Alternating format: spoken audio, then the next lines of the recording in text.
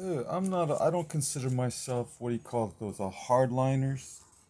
Hardliners, those who don't necessarily ride the fence in neutrality, the middle of the fence, trying to find common ground, trying to find universal balance in oneself and others, and all, being more accepting and lenient when it comes to some views that are held by ultra conservatives or ultra liberals or anyone that's considered borderline extremist in their views.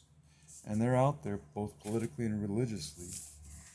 But I don't really try to be, I believe in ethics, I believe in values, I believe in morals.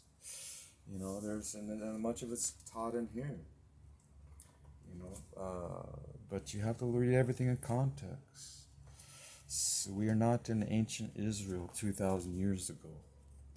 We're not building ancient temples, and we're not doing, trying to please the gods, if you will, through these different methods so that we would have rain for our crops and our crops would grow and our women would be fertile and produce children, or we would stay the wrath of God and our lands would be purified and our bodies and our societies would be functioning properly. We don't resort to those things anymore, although some in remote places of the earth, in different parts of the world, and even in our country, still practice certain things. They practice paganism and different religions, even Orthodox religions, and they do things in order to appeal to the gods for forgiveness of their own sins, for blessings, for prosperity, for to be saved from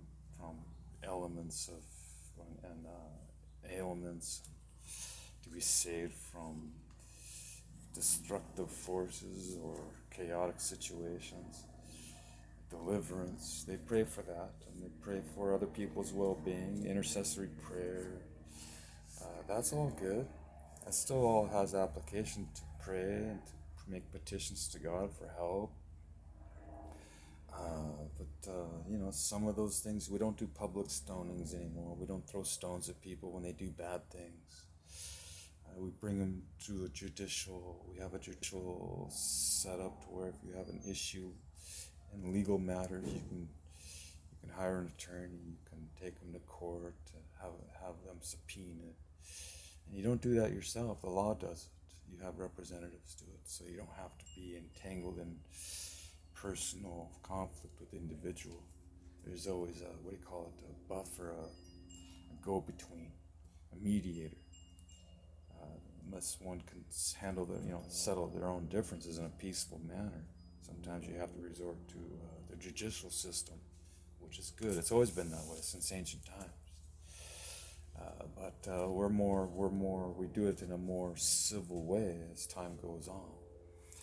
It wasn't as civil before because back in ancient times you had more or less dictators. You had these monarchies. Monarchies in the religious matters and monarchies in political matters. Sometimes they were merged into one.